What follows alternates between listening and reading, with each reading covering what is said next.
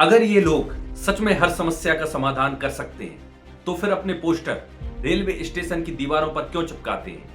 अगर आप भारत के किसी भी शहर में बस स्टैंड, रेलवे स्टेशन या भीड़भाड़ वाली जगह पर जाएं, तो आपको अक्सर ऐसे पोस्टर दिखेंगे जिनमें ये दावा होगा कि लव मैरिज, मनचाहा प्यार, गृह कलेश, जादू टोना, कुछ भी काम नहीं बन रहा है। कारोबार में दिक्कत हो या शादी, बीमारी या कोर्ट केस, हर समस्या का समाधान इन महाशय के पास होता है। और नीचे किसी करीम खान, गुरु पासा या तांत्रिक का नाम और मोबाइल नंबर और सिर्फ एक बार कॉल करने की रिक्वेस्ट।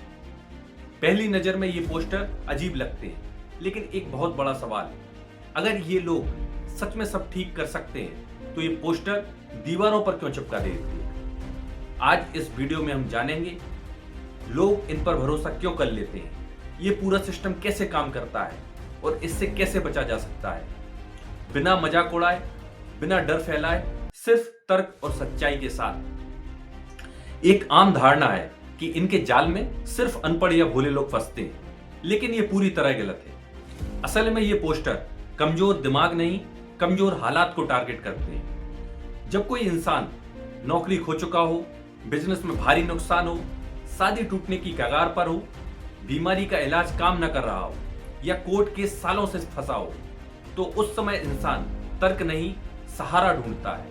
और इसी मानसिक स्थिति में ये पोस्टर सबसे ज्यादा असर करते हैं। अब इन पोस्टरों की भाषा ध्यान से देखिए। ये कभी नहीं लिखते हम कोशिश करेंगे, बल्कि लिखते हैं अंतिम उपाय, कुछ भी काम नहीं बन पा रहा हो, खून के आंसू रुला दूंगा।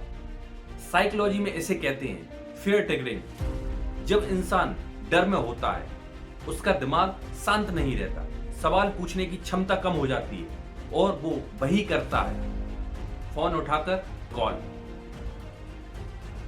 जब आप वहां पहुंचते हैं तो कोई चमत्कार नहीं होता, असल में होता है कोल्ड रीडिंग टेक्निक। वे आपसे पूछते हैं क्या परेशानी है, कब से है, घर में कौन बीमार है। फिर कहते हैं आप बहुत ज्यादा सोचते हैं, आपके साथ लोग जलन रखते हैं, आप दिल के बहुत साफ हैं। ये बातें इतनी सामान्य होती हैं कि 90% लोगों को लगने लगता है इन्हें मेरे बारे में सब कुछ पता है। लेकिन सच्चाई ये है, ये बातें लगभग हर परेशान इंसान पर लागू होती हैं। अब अगला स्टेप बहुत जरूरी होता है।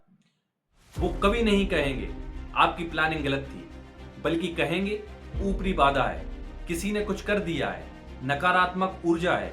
क्यों? क्योंकि अगर समस्या प्रैक्टिकल हुई, समाधान सस्ता होगा। अगर समस्या अदृश्य हुई, समाधान महंगा होगा। और आप सवाल भी नहीं कर सकते क्योंकि दुश्मन दिखता ही नहीं। अब समझिए असली मनोवैज्ञानिक खेल। Number 1, confirmation bias. इंसान वही बात मानता है जो उसकी पहले से बनी सोच को सही ठहराए। अगर आपको पहले से शक है कुछ तो गड़बड़ है और वो कह दे हाँ किसी ने कुछ कराया है, तो दिमाग कहता है मुझे पहले से पता था। नंबर 2 पे आता है प्लेसिबो इफेक्ट। यह एक मनोवैज्ञानिक और शारीरिक प्रतिक्रिया है जहां मरीज को नकली दवा लेने के बाद भी लक्षणों में सुधार महसूस होता है, क्योंकि उसका दिमाग मानता है कि उसे असली दवा मिली है और वह ठीक हो जाएगा। Number 3, fair conditioning. फिर डर बैठा दिया जाता है, अब पीछे हटे तो नुकसान होगा, पूजा अधूरी छोड़ी तो अनर्थ होगा।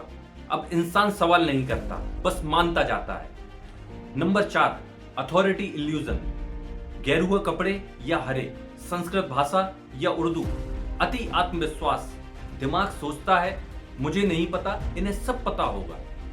Number 5, blame shifting. अगर कुछ नहीं हुआ, आपका विश्वास कमजोर था, यानी गलती उनकी नहीं, गलती आपकी थी। ये सब खतरनाक है क्योंकि ये लोग लिखित गारंटी नहीं देते, कोई मेडिकल या कानूनी जिम्मेदारी नहीं लेते, लेकिन डर और आस्था के नाम पर पैसे लेते हैं और लोग शर्म के कारण शिकायत भी नहीं कर पाते। अब बड़ा प्रश्न ये उठता है कि इससे कैसे बचा जाए। ध्यान रखिए, यदि बीमारी है तो डॉक्टर, कानूनी मामला है तो वकील, मानसिक तनाव है तो काउंसलर के पास जाएं। और जो कहे सब कुछ मैं ठीक कर दूंगा, वो सबसे बड़ा झूठा होता है।